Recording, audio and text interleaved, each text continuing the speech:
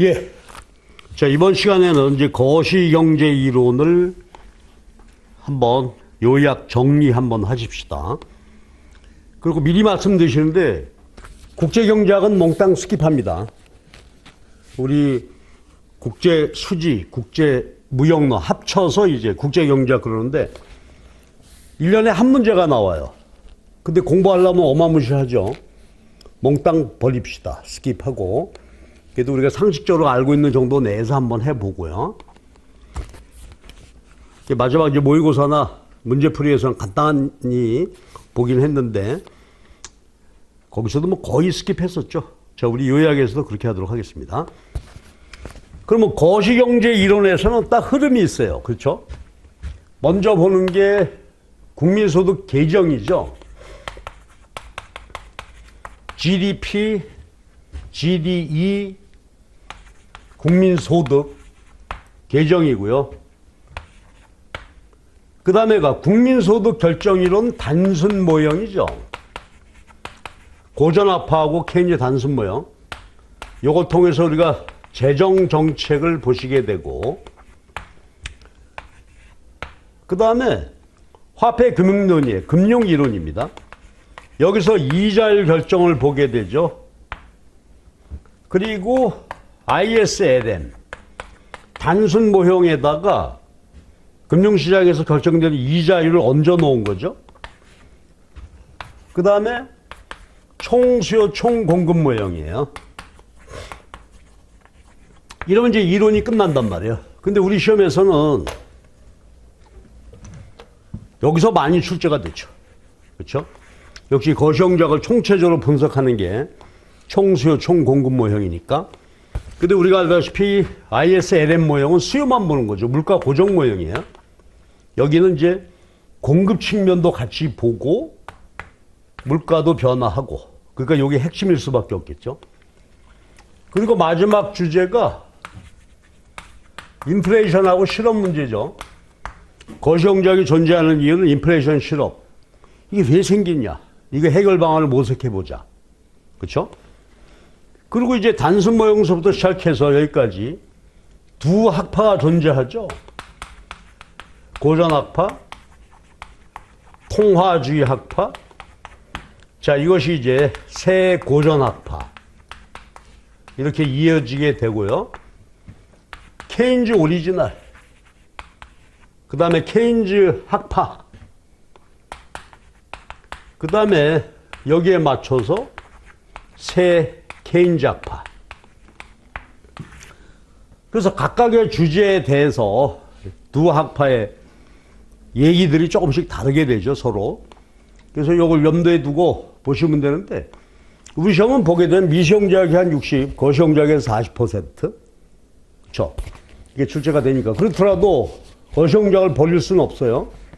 그럼 과락의 위험이 있어. 어떤 분들 보면 미시가 많이 나오니까 미시만 열심히 해서 합격하겠다. 그런 사람들은 되게 어려워. 그렇죠? 뭐 몸 포기하고 이것만 집중해서 한다? 안 돼요. 그것이, 그래서 여러분 나름대로 했을 텐데 빨리 한번 정리해 보십시다. 먼저 국민소득 계정인데요. 이거 잘 챙겨보셔야 되죠. 자, 한 나라 생산 측면이죠. 국내 총생산. 그러면 정의해 볼게요. 일정 기간. 23년도에 생산된 것만 포함한다. 국내, 국경 안에서 생산된 거예요. 그러니까 국적은 상관없어. 외국의 노동과 자본이 우리나라 안에서 생산한 것도 다 포함입니다. 그러나 우리 국적의 요소가 외국에 생산한 것은 포함 안 되죠.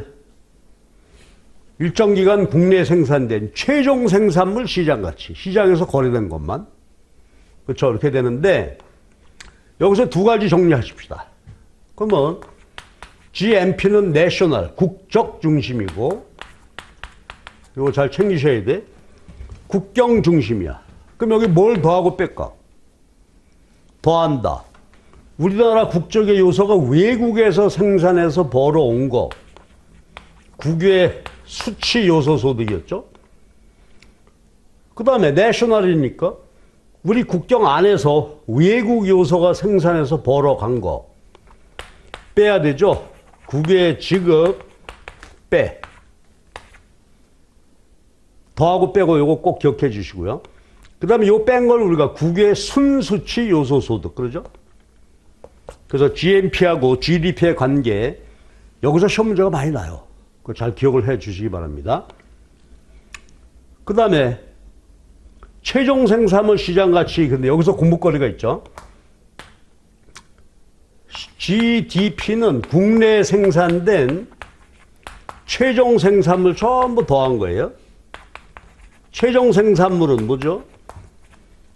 우리 1년 동안 생산한 총 생산물에서 중간 생산물은 뺀 거죠. 그래서 이 개념을 이해해야 돼. 그러니까 다른 생산물의 원자재로 쓰여진 것은 뺀 나머지 최종 용도로 사용된 것만 한다. 그런데 이렇게 계산하다 보면 말이죠. 중요 원자재, 중화학 제품 그 생산은 기여도에서 빠져 이게. 그렇죠. 삼성 반도체가 최종 용도로 쓰이는 게 아니잖아요. 포철. 그래서 하는 방법이 뭐죠? 부가가치 중심으로 한다. 이거지. 부가가치. 자, 그러면 부가가치 중심이다. 부가가치 한번 정리해 볼까요? 부가가치가 뭐죠? 부가가치 중심으로 GDP 측정할 때 임금, 이자, 지대, 이윤이죠. 근로자 임금, 돈 빌려주고 이자, 그다음 부동산 임대, 이건 경영 활동을 한 대가로 받는 거. 그래서 우리가 이윤은 어떻게 돼? 주식회사라면 주주들한테 배분이 되는 거고. 이게 요소 소득입니다. 여기에다가 순간접세 더하죠. 모든 기업이 세금 낸단 말이에요. 근데 일부 기업은 보조금 받으니까 그 차액을 순간접세. 여기에 감가상각을 더한 것이 부가가치다 이거지. 근데 개념으로 보면 어때요? 이렇게 계산된 총액이나 최종 생산물로 계산된 총액은 같다 이 말이야. 그쵸? 그 대신 부가가치 중심으로 하게 되면 총 생산이 어디로 배분되었나, 어디로 분배되었나는 것을 볼 수 있겠죠. 생산된 소득을 임금, 이자, 지대, 이윤으로 가져가고 정부가 세금으로 가져가고 요거는 생산 과정에서 그렇죠? 자본주의 못 쓰게 된 거 채워놓는 거. 그래서 최종 생산물 시그마다 부가가치 중심, 부가가치 시그마다 요거 기억해 줘야 돼. 이게 GDP예요. 그러면 여기서 이제 하나 생각해 볼게. 우리가 재난보조금 받았죠. 코로나 사태 처음 나가지고. 그때 우리 즐겁게 썼어요. 뭐 소고기 사 먹었네 뭐 그래가면서. 그러한 이전 지출. 이건 어때요? 부가가치에 의해서 된 게 아니죠. 누군가가 낸 세금을 우리가 나눠 쓴 거란 말이야.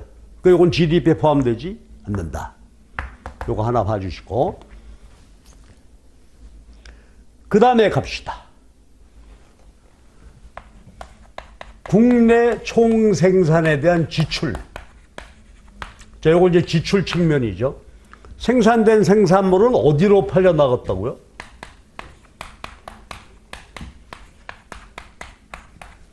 민간 소비, 기업과 정부입니다. 기업과 정부, 정부 소비, 그리고 수출이죠. 팔려 나갔어. 그런데 지금 개방 경제니까 여기에 임포트, 수입품이 포함되어 있으므로 괄호로 묶죠. 그러니까 우리나라 GDP, 국내 생산된 거니까 수입품은 빼야 돼. 요걸 우리가 순수출이라고 하죠. 요게 국내 총생산물의 지출이고 요걸 우리가 뭐라고 한다? 어그리게이트 디맨드, 총수요, 국산품에 대한 수요가 되는 것이죠. 요게 어떤 책에서는 요거를 어그리게이트 익스펜디처, 또 어떤 책에서는 요걸 이렇게 썼어요. planned expenditure. 계획된 지출이다. 수요니까. 그래서 그럼 여기서 이제 한두 개만 보고 가죠. 민간 소비, 이거 뭐 알고요. 투자가 뭐지? 정부 투자와 기업 투자가 합쳐진 것인데, 자, 기억나요? 투자의 내용은 뭐죠? 대체 투자, 아까 요거. 감가상각된 거 채워 넣는 투자고, 신투자.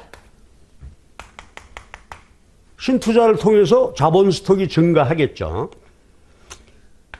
그 다음에 안 팔려서 창고에 쌓여있는 재고도 투자입니다. 재고 투자. 내년에 팔리면 되니까. 그래서 이게 기업의 미실현 소득을 본다 이랬죠. 요거 투자입니다. 이렇게 팔려나가. 그치? 그 다음에 이제 마지막으로 국내 생산된 총 생산물의 시장 가치가 요렇게 되면 우리나라의 총 소득이 되겠죠. 근데 소득은 내셔널로 계산해. 그러니까 얘는 어떻게 되죠? 아까 얘기했던 GNP. 여기에다가 교역 조건 변화에 따른 손익. 이렇게 하면 이제 국민 총 소득이 된단 말이야. 그러니까 국내외에서 벌어들인 우리 국적의 요소들의 소득이에요. 그러면 GNP 아까 어떻게 됐지? GDP에다가 국외 순수치 요소 소득이죠.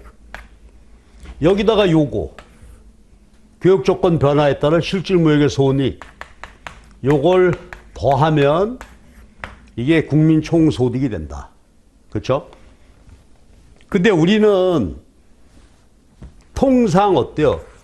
GDP하고 GNI를 같은 것으로 그냥 취급한단 말이야. 그건 왜요? 요거 제로, 요걸 무시했다면 같게 되겠죠. 자, 요것이 국민소득 계정이에요. 근데 우리가 지금 요 말하는 계정은 뭐죠? 기준연도 가격으로 계산한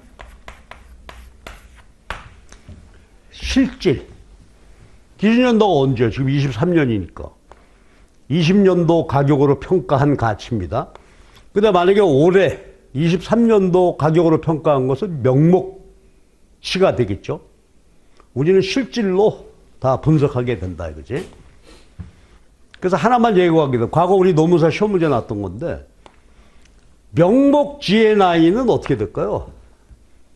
이게 없어. 왜냐하면 교육 조건 변화에 따른 실질 무역 손익이라고 하는 것은 기준연도 20년에 비해서 23년 한 4년 지나니까 어떻게 돼? 수출입 가격이 변화하겠죠.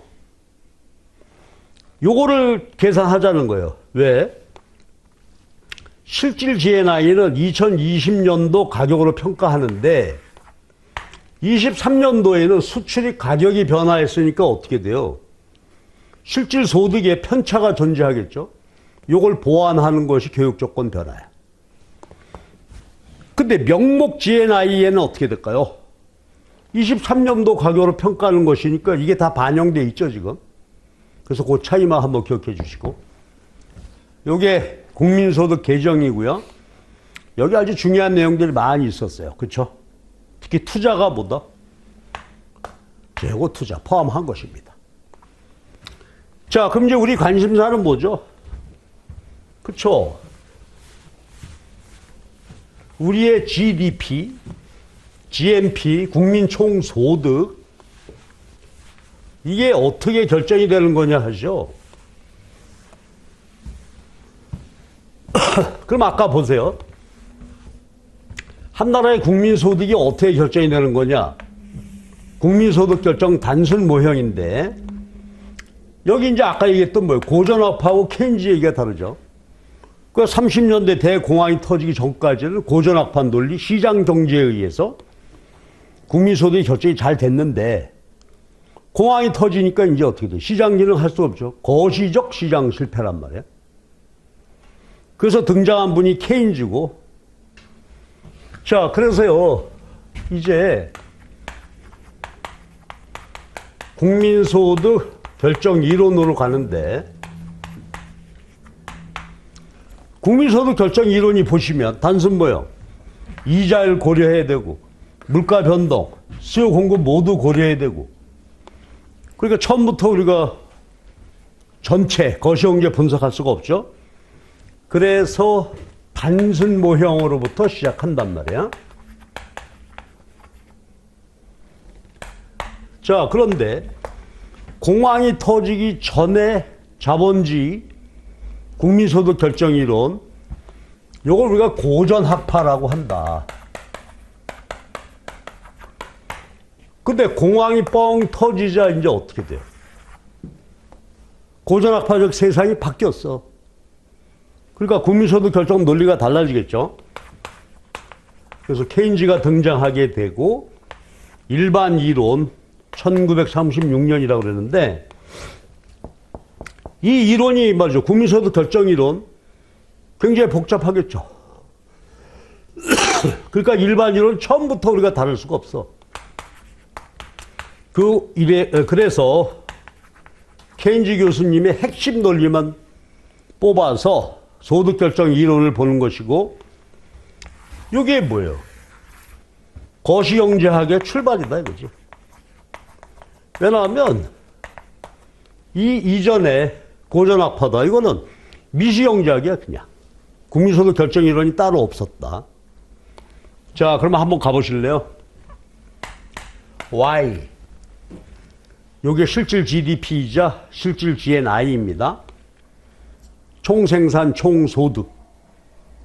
근데 아까 보면 국의 순수치 요소소득, 교육조건 변화, 실질무역손익을 0으로 놓으면 같죠?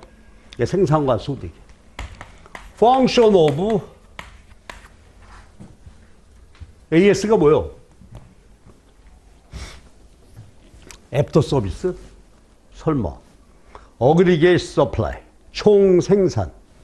공급 측면에 의한 국민소득 결정이다 이거지. 그러면 공급이라고 하는 것은 뭘까요? 23년 그러면 자본량 주어져 있죠. 우리나라의 자본 스톡.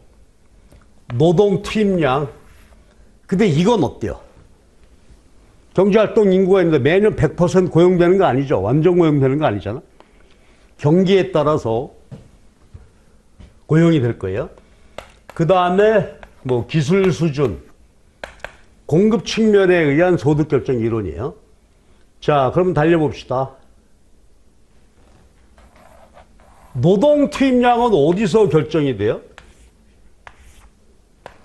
미시경제학에서 했던 바로 노동시장입니다. 근데 거시경제학에서는 노동 생산시장 모두 완전 경쟁을 가정을 해요. 기억나십니까? 우리나라 전체 노동 수요 곡선을 본다. 우리나라 전체의 VMP 곡선이죠. 요거 기억나시나요? 노동 공급은 개별 근로자의 공곡선 합인데, 개별 근로자는 저 효용국대하죠. 여가, 소득, 머니, 효용국대 선택에 도출되는데, 그렇죠. 소득효과보다 대체효과가 크다면 우상향 했었잖아요. 이렇게 도출된 거야. 요거는 VMP 이꼴 MFC, 이윤국대화 조건에 의해서 도출되는 것이죠. 미시경제학 그대로 노동시장을 상정하자 이거지. 그러면 노동시장 수요 공급에 의해서 균형 고용이 이루어져 있다. 임금이 결정이 된다. 그러면 앞에서도 우리가 봤는데요. 노동시장 수요 공급 균형 고용이 의미하는 바는 뭐야? Full employment죠? 완전 고용이란 말이야. 완전 고용의 정의가 뭐예요? 현재 임금 수준에서 일할 의사와 능력을 갖는 분들이 모두 일하고 있으니까 full employment. 근데 이 와중에도 노는 사람들 있죠? 일 안 하고. 그분들은 뭐야? 자발적 실업이다. 그치? 그러면 노동 투입량이 결정이 되면 여러분 이거 기억나십니까? 미시경제학의 총생산 함수. 단기 처음에는 수학 체증, 체감하다가 감소하죠. 이게 총생산 곡선이란 말이야. 그런데 실제 생산 활동이 일어나는 부분은 어디? 수학, 체감. 그리고 우리 국민 중에 한계 생산성이 마이너스 되는 사람은 없을 거다. 이게 생산 함수 그림이에요. 여기 맞춰야 되는데. 그럼 이제 노동시장에서요, 균형을 통해서 완전 고용이 이루어지면 이때 생산된 생산은, 그쵸? full employment, 완전 고용 생산이고, 이걸 뭐라고 해요? 잠재 GDP다. 이거지.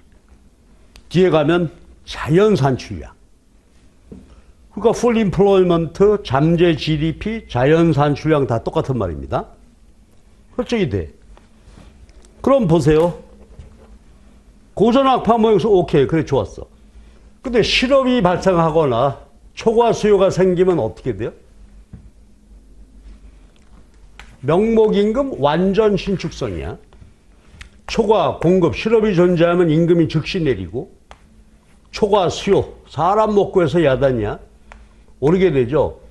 명목임금 신축적 조정에 의해서 언제나 완전 고용 생산된다. 이거지. 이게 고전학파 논리예요. 옛날에는 그랬다 이거야. 그 다음 얘기가 중요하죠. 그러면 완전 고용 생산된 생산물을 했는데 이게 팔려야 될 거 아니야. 말해주세요. 임금 신축적 조정에 의해서 완전 고용 생산됐는데 얘는 무조건 팔려. 그게 뭐죠? 고전학파의 세이 법칙이란 말이야. 세이스 로. 다 팔려. 무조건 팔리게 돼 있어요. 이게 지금은 황당한 얘기지만 그 당시에 20세기 초반까지만 해도 그렇게 메커니즘이 돌아갔었다 이거야. 자, 요거죠. 그러면 생산된 생산물은 무조건 팔린다. 어떻게? 이자율의 신축적 조정에 의해서. 그렇죠? 이자율 조정이야. 그러면 여러분, 고전학파 모형에서 이자율이 어디서 결정되는지 요건 아주 중요하죠. 우리 시험에서. 대부자금 시장에서 결정이 되더라. 대부자금 뭐요? 빌리고 빌려주고. 그렇죠? 그러니까 요거는 현실적으로 보면 뭐죠? 은행에다 예금하고 거기서 대출받고. 그게 대부자금 시장이야. 은행에 저축 투자. 기업은 투자하려고 대출받고 우리는 열심히 저축하고. 그럼 대부자금 시장을 정확히 이해해야 되는데, 자, 요거 메모해 주세요. 요걸 이해하기 위해서는 우리는 국민소득 계정으로부터 항등식이라는 게 도출돼야 돼요. 해봅시다. 그럼 항등식은 어떻게 도출됐냐면요. 국산품에 대한 총 수요량과 총 공급량이 같다는 전제하에서 도출된 거예요. 근데 얘는 뭐야? GDP죠? 생산물의 시장 가치는 국민 총소득이죠? 총수요는? 아까 지워졌다? 예, 지워졌네요. 총수요는 국내 총생산에 대한 지출이니까 C, I, G, 순수출이란 말이야. 그럼 이게 총수요야. 그 다음에 총지출인데 같다는 얘기지. 그러니까 GDP에 의해서 생산된 소득, 이 생산물이 다 팔려. 그렇죠? 그럼 나 한 가지만 더 얘기해 볼게요. GDP에 의해서 국민소득이 결정이 되면 소득을 어디다 사용하죠? 어디다 처분해? 소비하거나 저축하거나 세금 내는 데 쓴단 말이에요. 그렇죠? 그러면 요거 총수요 전부 더한 거하고 국민소득 여기 지출하는 거하고 같죠? 그럼 맞줄임해. 맞줄임하고 투자 남기고 넘겨 얘들을 S T-G. 자, 이렇게 되죠. 예? 여러분 하여튼 복습을 리마인드 잘 해보십시다. 그러면 보세요. 이게 국내 총 투자, 우리나라 안에서 이루어진 전체 투자야. 투자는 뭐였죠, 아까? 기업과 정부의 대체 투자, 신투자, 재고 투자예요. 그렇죠? 그 다음에 그럼 국내 총 투자 자금은 국내 총 저축에 의해서 조달이 됐을 텐데 누가 저축했어요? 민간저축 S죠. 요거 정부가 세금 걷어서 소비했는데 세금 걷어서 소비했으니까 요 차액이 뭐가 되겠어요? 정부 저축이죠. 민간과 정부의 저축 요 두 개를 합쳐서 우리는 국민저축이란 말이야. 그리고 얘가 뭐야? 수입에서 수출 뺀 게 국외 저축이 되죠. 이게 항등식이죠. 자, 기억나시죠? 그러면 간단히 한번 정리해 보시면 국내에 뭐 100조 원이 투자가 되었다. 근데 우리 국민이 80조밖에 저축 안 했다. 그럼 어떻게 됐다고? 외국 사람이 저축한 걸 빌려다가 투자했겠죠. 그게 국외저축이란 말이야. 20입니다. 자, 그럼 보세요. 국외저축이 플러스다. 그 말은 뭐야? 우리 국민이 저축한 돈이 총 투자보다 작아. 외국에서 빌려왔어. 빌려왔으면 어떻게 돼요? 자본이 들어오는 거죠. 자본 유입이고. 그래서 이게 우리 시험 문제에서는 자본이 순유입되었다. 그럼 자본 수지는 흑자가 되죠. 근데 여기서 잘 보셔야 할 게, 그럼 얘가 국외저축이 20이야. 빌려왔다면 요거 보시면 얘가 20이란 말이잖아요. 그럼 어떻게 된 거야? 수입이 수출보다 20 많다는 얘기죠. 그러면 경상수지는 적자가 되는 거죠. 그쵸? 이렇게 되는 것이고, 근데 이럴 수도 있잖아요. 만약에 국내 투자 100인데 국민저축이 110이다. 국외저축은 마이너스 10이겠죠? 그럼 요거 한번 생각해 보실래? 국외저축이 마이너스 10이라는 말은 뭐야? 요거는 외국 사람 저축을 우리가 빌려온 거고, 요거는 외국에다가 빌려준 거죠. 우리가 저축한 게 더 많으니까. 빌려줬으니까 이건 뭘까? 자본이 유출됐으니까 자본 나갔어. 적자가 되겠죠. 그리고 요거는 얘가 마이너스예요. 수입보다 수출이 많다는 얘기지. 그래서 이 경우에는 경상수지가 흑자가 되는 것이다. 그래서 여러분들은 이 국민소득 항등식을 잘 기억하셔야 돼요. 뭐 편안하게 이대로 흐르시면 되겠지. 자, 그러면 이제 요건 연습 좀 해 주시고 요거 싹 지울게요. 항등식이 도출됐어. 요거 음미해 주시고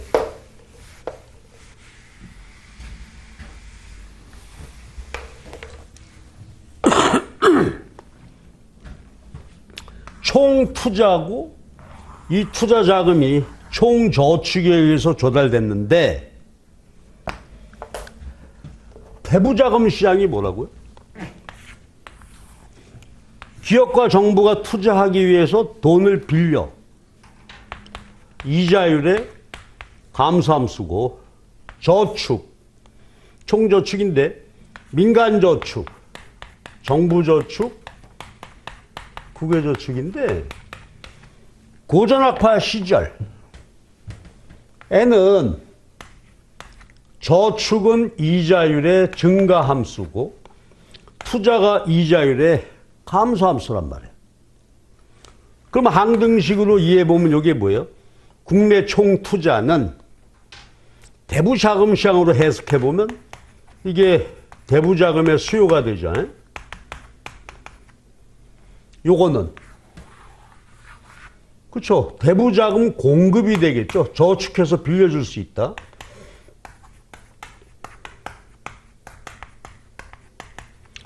그러니까 결국은 이자가 어디서 결정된다? 옛날 고전학파 시절에 은행에다가 저축하고 기업이 대출받고 대부자금 시장에서 이자율이 결정이 된다 이거예요. 됐죠? 여러분 이거 잘 아셔야 돼요. 그러면 요 세이 법칙을 증명할 때가 왔어. 그럼 보세요. 지금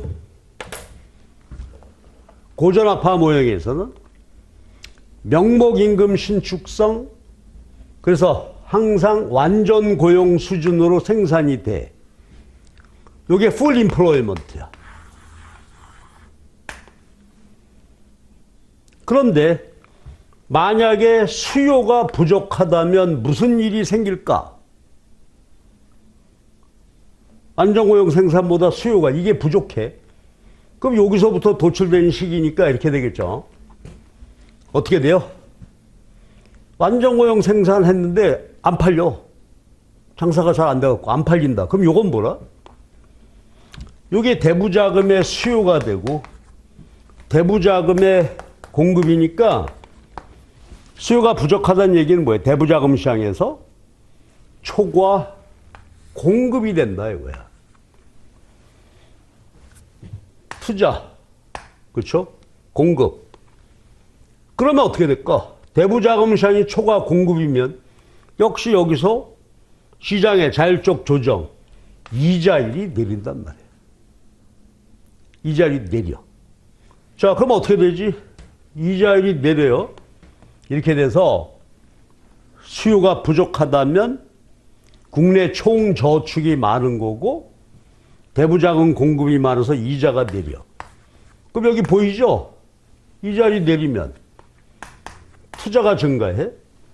이자율이 내리면 저축이 줄죠. 저축이 감소했다는 말은 뭐야? 소비가 증가하는 거죠. 그러면 수요가 부족했는데 이자율이 내려서 민간 투자와 민간 소비가 증가하니까 어떻게 돼? 수요 부족이 즉시 해소가 된다 이거지. 됐죠? 이게 고전학파 얘기예요.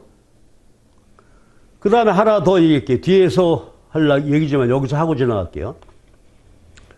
그러면 고전학파 모형에서 화폐시장 역할은 뭐야? 기억나십니까? 화폐시장의 역할은 화폐 수량설, 화폐 중립성, 물가만 결정을 해. 여기 어디에도 영향을 주지 않는다 이거지. 그래서 화폐 중립성이라는 말을 하죠. 요게 고전학파의 이야기입니다. 요거 잘 기억하셔야 돼요. 우리 시험에서 요건 필수적인 주제였어요. 그러면 이제 케인즈로 가자 이거예요. 케인즈. 그럼 보세요. 이쪽으로 일단 갔다 올게. 고전학파 모형에서는 생산하면 다 팔렸어. 안정고용, 명목임금 신축성, 이자율 신축성 세이 법칙. 언제나 완전고용 소득이에요. 실업률도 언제나 완전고용 실업률. 그런 태평성대였는데 1929년도 대규모 공황이 발생을 했다. 대공황이야. 그때 실업률이 27, 28%까지 올라갔어. 상상 초월이죠. 지금 우리 실업률이 아무리 어렵다고 해도 5% 안 넘어가는데. 그러니까 뭐예요 이게? 기존의 논리로는 설명이 안 되죠. 그때 등장한 분이 케인즈, 일반이론. 그럼 케인즈 교수님이 공황의 원인은 뭐예요? 명목임금 신축적 조정 안 일어난다. 그리고 이자율 조정에 의한 수요 조절 기능도 안 나타난다. 시장 기능이 마비돼 버린 거예요. 거시적 시장 실패죠. 그러니까 고전압하는 모든 가격이 다 신축적 조정이 돼서 완전 고용, 세이 법칙, 여기서는 무언 임금이 신축성이냐. 그렇죠? 하방 경직성 못 내려. 자, 여기 보세요. 제 질문인데요. 이자율이 왜 수요 조절 기능을 상실했죠? 옛날에는 이자율이 대부자금 시장에서 결정이 되죠. 그러니까 이자율이 변하면 소비 투자가 변하는데 이제 현대적으로는 금융시장에서 결정이 돼. 채권시장, 통화시장에서 채권 수익률이 시장 이자율이 되는 거죠. 그러니까 이제는 화폐적 이자율이야. 이자율 결정 방식이 달라 이제. 직접 금융이죠. 기업들이 직접 증권시장에 나가서 돈 빌리고 꾸고 한다 이 말이에요. 그러니까 화폐적 이자율은 변화에 받자 유효수요 조절 기능이 시원치 않은 거예요. 그러니까 어떻게 돼? 가격의 신축적 조정이 안 일어나는 거야. 자, 그러면 케인즈 얘기를 해보십시다.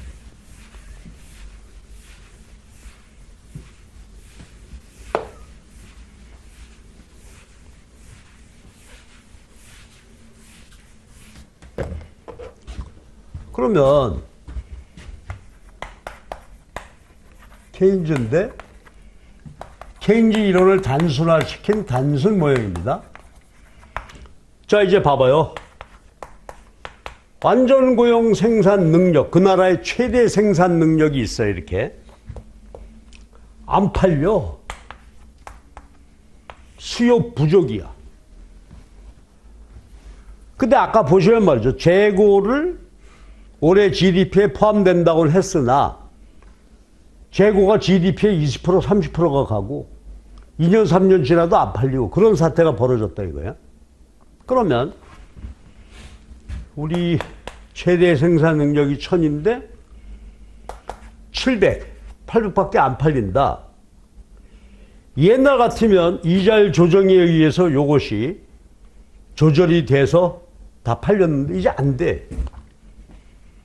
그렇다면 이제 보시죠.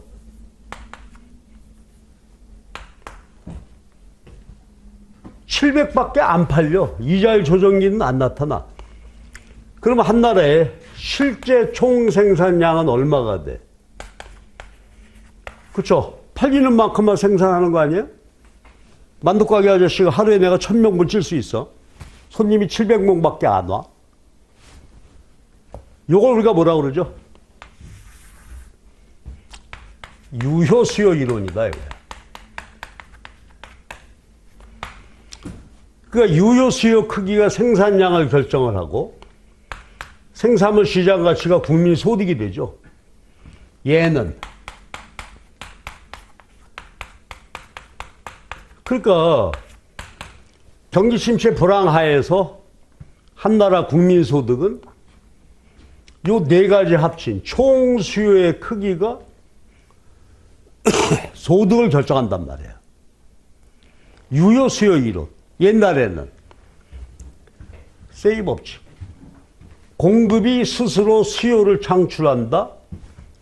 지금은 유효 수요의 크기가 생산량을 결정을 한다. 완전히 뒤집어져 버렸죠. 그렇지? 그러면 공황은 왜 생겼다? 수요 부족이다. 안 팔리더라. 그전 같으면 세이 법칙이 성립했는데 이제 안 돼. 그러면 자, 공황의 원인이 밝혀졌어요. 수요 부족이야. 조정이 안 돼. 그렇다면 케인즈가 보는 공황 대책은 뭐겠어요? 원인은 수요 부족이고 대책은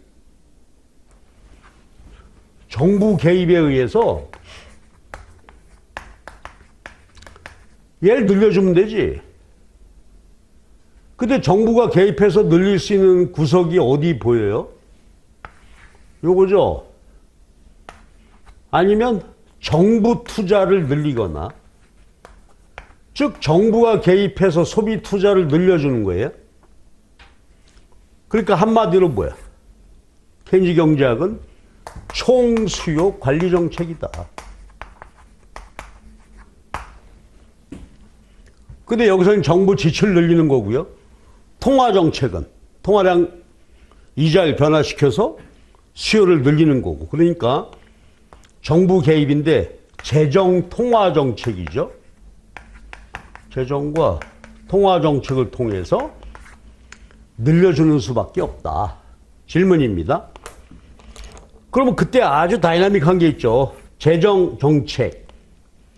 정부가 개입해서 유효세를 늘릴 때 국민소득은 얼마큼 증가해요? 유효수요, 정부가 개입해서 늘린 것에 승수죠. 한계소비 성향, 승수배만큼 증가한단 말이야. 만약에 한계소비 성이 0.8이면 얘가 5야. 그러면 정부 지출 100을 늘리면 500이 증가한다.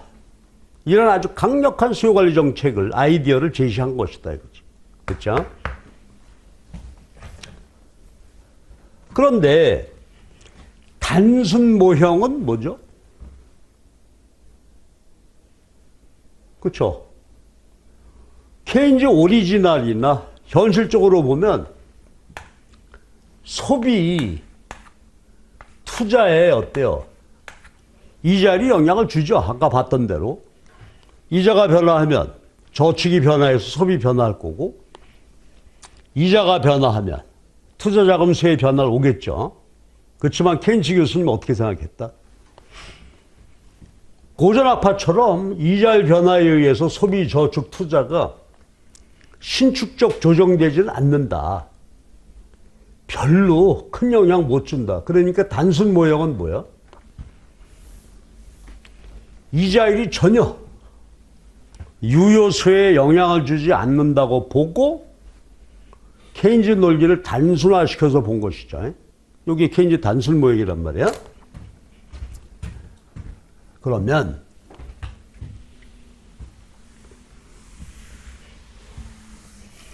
유효수요 모형을 정리해 봐야 되겠죠. 그런데 케인즈 단순 모형에서 가장 우리가 많이 접하는 모형이 뭐예요?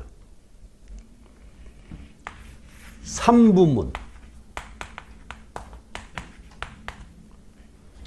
정부가 나라 살림하니까 세금 걷어야 되는데 어떤 세금? 정액세 모형. 그렇죠? 3부문 정액세 모형. 우리 시험에서 거의 이거야. 그러니까 비례세가 들어갈 수도 있고 여러 가지 들어갈 수 있겠지만 요거예요. 자, 그럼 말해 주세요. 3부문. 민간 소비, 기업과 정부의 투자, 정부 소비예요. 이때 자, 달립니다. 소비는 뭐예요? 가처분 소득의 함수야. 모형은 기초소비죠. C. 가처분 소득의 한계 소비 성향만큼 소비가 이루어진다는 얘기인데, 가처분 소득은 지금 정액세만 있으니까 이렇게 됐죠. 이게 소비예요. 투자는, 기업과 정부의 투자는 외생변수, 정부 투자는 예산안, 민간 기업의 투자는 기업의 동물적 본능, 이자율하고 상관없이 결정이 돼요. 그 다음에 정부 지출은 외생변수. 예산안에 정해져 있죠. 그러면 케인즈 유효수요 이론이라는 게 단박 정리가 되겠죠. 이쪽으로 가볼게요. 소비가 C0 플러스 C에 Y-T0 I0 G0 요만큼 소득이 된다는 거잖아요. 이게 케인즈의 유효수요 이론입니다. 그러면 얘를 Y로 정리해.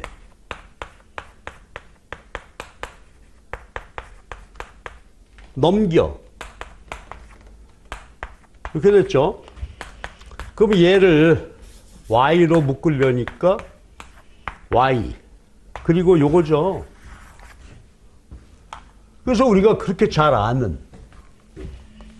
케인즈 단순 모형의 균형 국민 소득식이 어떻게 돼? 이걸 정리하면 되는데 곱하기니까 나누기 가죠. 1에 I0, G0다. 그쵸? 이게 경기 침체 불황하에서 유효수에 의해서 국민소득이 결정이 될 때 공식이죠, 뭐.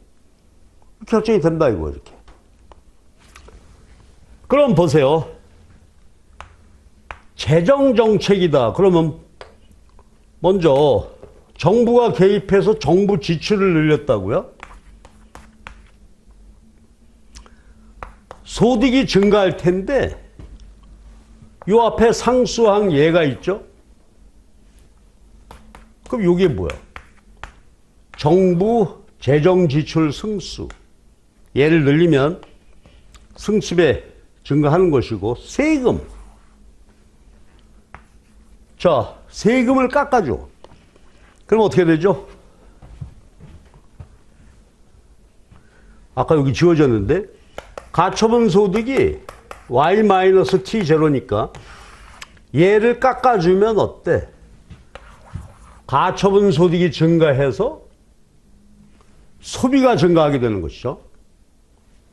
그래서 세금을 깎아주게 되면 역시 수요가 증가해요. 이때 승수는 앞에 요거 있죠? 앞에 얘가 있지? 합치면 요게 정액세 승수잖아요. 승수값은 물론 달라. 정부 지출 늘리거나 세금을 깎아주게 되면 각각 승수배만큼 국민소득이 증가하게 되고 또 하나 이런 것도 있죠. 균형 재정 승수. 정부 지출 늘렸는데 정액세 거두어서 자금을 조달했어. 그러면 재정 적자 안 나죠? 균형 재정을 유지할 때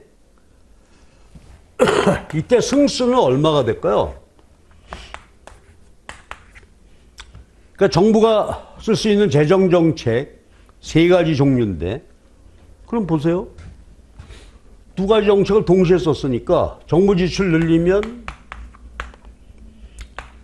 정액세를 더 거두면 이렇게 되죠.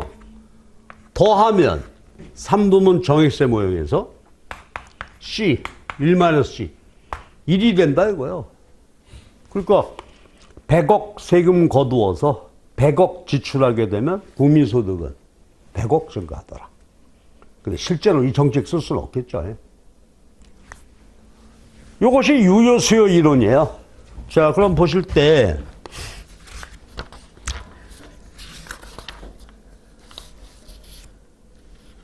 우리 교재로 보시면 26페이지 그 다음에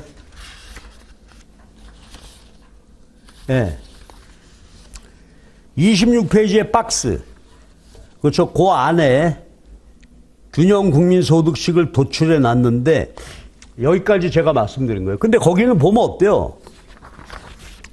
요 이제 요약 정리하려니까 내가 해놓은 것인데 여기는 3부문 정액세, 비례소득세, 유발투자, 수출수입, 이전지출 몽땅 다 고려해서 제가 해놓은 거예요. 근데 우리 포기하자고. 뭐만 해? 3부문 정액세 모형만 하자 이거예요. 그래서 이렇게 정리가 된 거고 승수도 이렇게 정리가 됐어. 그러면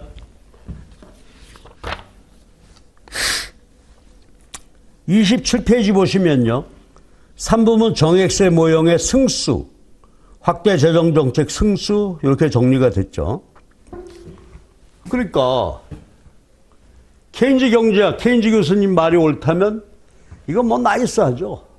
그렇죠? 얼마든지 뭐 경기 불황 즉시 해소시킬 수 있잖아요. 자, 그런데 요게 이제 확대 재정 정책 개념인데 케인즈예요. 고전 학파의 반론이 있죠. 기억나십니까? 케인즈 유효 수요 이론에 따르게 되면 정부가 개입해서 유효 수요를 늘려. 요거는 뭐예요? 세금을 깎아서 민간 소비를 늘려주는 것이고요. 요거는 정부 지출을 늘리고 세금을 더 거두게 되면 요거 그냥 듣고 마세요. 요 와중에서 민간 저축분만큼 유효 수요가 증가하게 돼요. 그 승수를 증가한단 말이에요. 그러니까 확대 재정 정책 효과가 얼마나 강력해. 그런데 고전학파 생각은 완전히 다르죠. 그게 뭐 있지? 27페이지 그 밑에 완전 구축 효과. 정부가 케인즈처럼 말이죠. 개입해서 유효 수요 늘려봤자 국민소득은 단 1원도 증가할 수 없다는 얘기예요. 구축. 정부가 개입해서 유효 수요 늘려놓은 것이 구축 내 쫓겨났다. 그 수요가 전혀 증가할 수가 없어요. 요거 공부해야 되죠. 아주 중요한 얘기죠. 그러면 27페이지 구축 효과 한번 보십시다. 크라우딩 아웃. 고전학파 얘기인데 여러분 아까 기억나요? 고전학파는 이자율이 어디서 결정이 된다? 대부자금 시장이죠. 국내 총 투자가 대부자금의 수요, 국내 총 저축이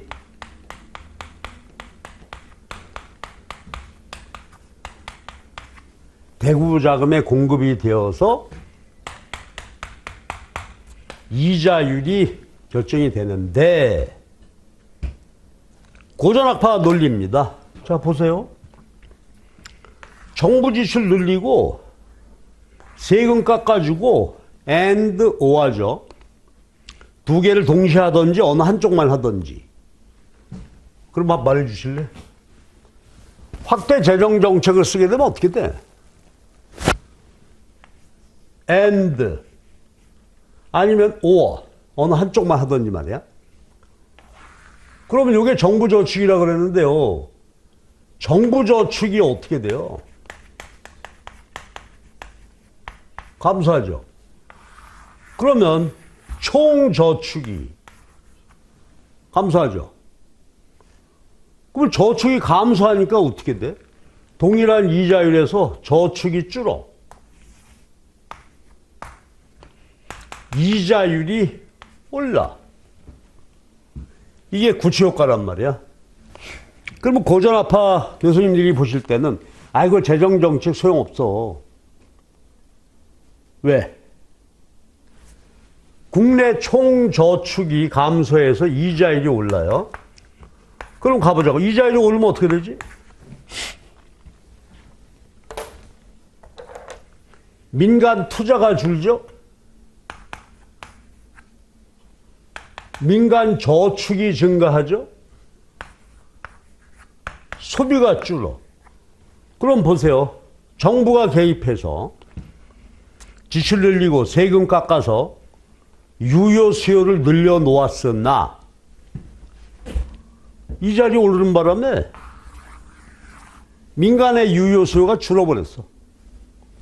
그러니까 전체적으로 보면 어떻게 해? 정부가 애써서 수요 늘렸지만 이자율이 오른 바람에 민간 부문의 수요가 줄었으니까 수요는 결과적으로 볼 때 확대 재정 정책을 써도 전혀 국민소득 전혀 이게 고전학파 이야기다. 됐죠? 그러면 여러분은 어느 편에 쓰고 싶어? 케인즈 쪽? 고전학파 쪽?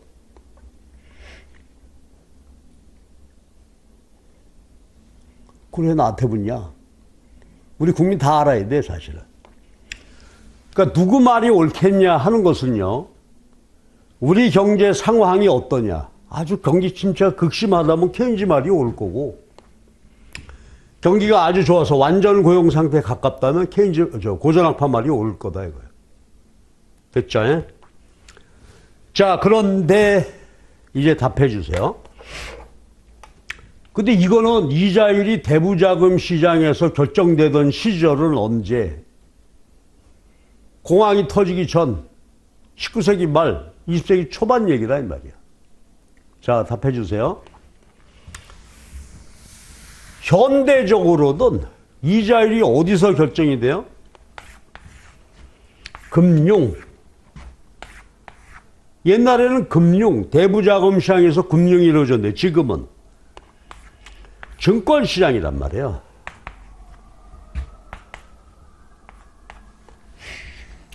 그러니까 기업이 돈 빌릴 때 어떻게? 정부도 돈 빌릴 때. 여의도 채권시장 가가지고서 채권을 발행을 한다고요. 그럼 국민들은 채권을 사죠. 그럼 보세요. 옛날에는 기업들이, 소비자들이 어떻게 했어요? 은행에다 저축하다가 지금은 채권 사는데 저금을 한단 말이에요. 증권시장에 투자해. 옛날에 기업이나 정부는 돈 빌릴 때 어떻게 했어요? 대부자금 시장에서 빌렸는데 지금은 채권을 발행한다 이 말입니다. 그런데 채권 거래하려면 뭐가 있어야 돼요? 통화로 거래하죠. 그러니까 현대 금융시장은 채권시장, 통화시장 상호작용이라고요. 그리고 요거 우리 알죠?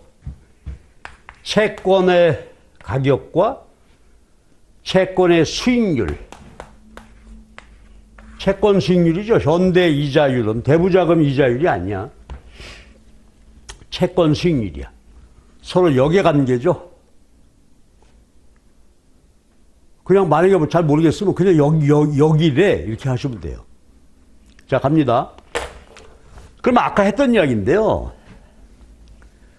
정부 지출 늘리고 세금을 깎아주게 되면 재정에서 적자가 난단 말이에요.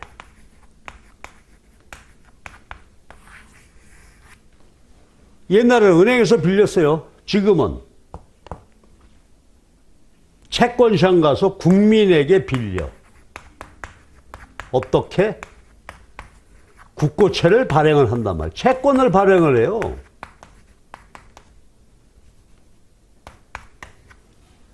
그렇죠? 채권을 예를 들어서 채권시장에 가서 500억을 국고채를 발행을 했다. 500억어치를 팔은 거죠. 그럼 그만큼 500억 국민에게 돈 빌리는 거란 말이야. 자, 그러면 시작해 봅시다. 현대적으로는 채권시장에서 자금 조달이 이루어지는데 확대 재정 정책 쓰게 되면 적자, 빌려, 국고채를 발행을 한단 말이야. 채권시장에서 국고채를 팔아. 공급이 증가하게 되면 어떻게 되죠? 채권의 가격이 내려. 그러면 채권의 가격이 내린다는 말은 뭐야? 금융시장에서 이자율이 오른다고요. 이 분석은 두 시장은 같이 엮어서 하고 아직은 하지 말자고. 일단은 통화시장, 채권시장에서 이렇게 결정이 되는데 확대 재정정책 쓰게 되면 채권 발행, 공급 증가, 가격이 내리고 이자율이 올라. 이자율이 오르면 아까 봤던 대로 어떻게 돼요? 투자가 줄고 저축이 증가, 소비 증가. 그래서 확대 재정정책 써봤자 효과가 없다. 이게 고전학파란 말이에요. 그러니까 고전학파 원래 논리면 대부자금 시장에서 이자율이 결정이 돼.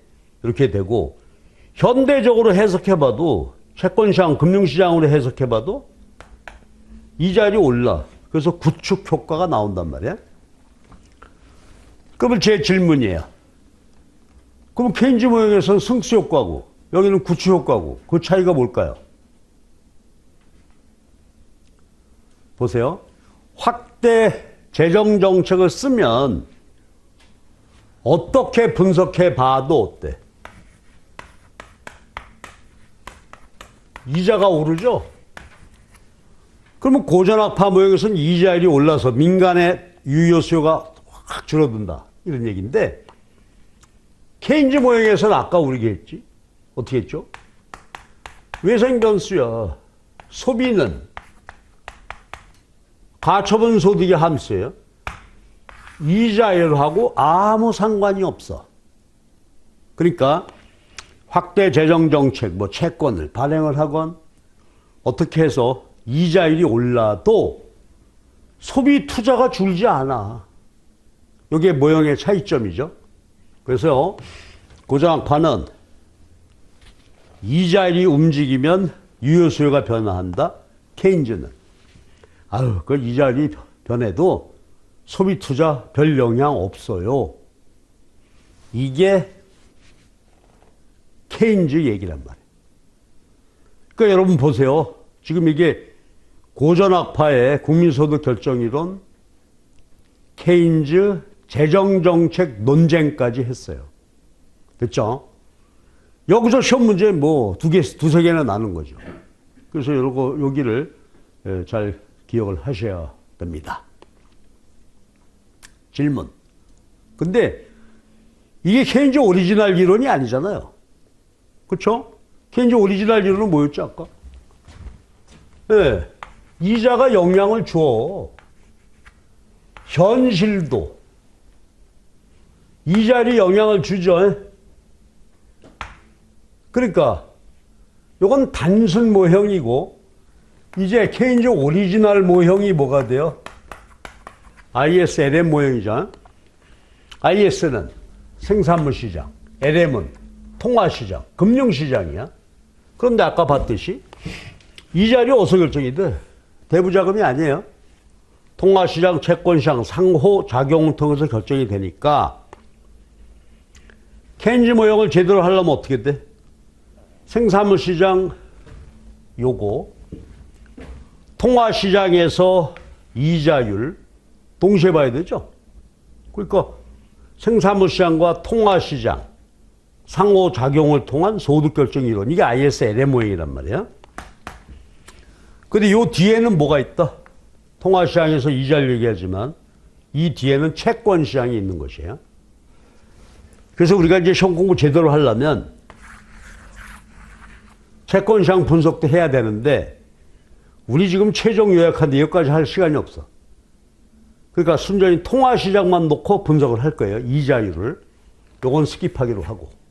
또 시험 문제가 여기서 뭐 자주 나는 건 아니니까 이렇게 하기로 하십시다. 그럼 ISLM 모형은 뭐예요? 이걸 한번 보고. 케인즈 오리지널 모형인데요. 경기 침체 불황이야. 유효 수요가 소득을 결정을 해.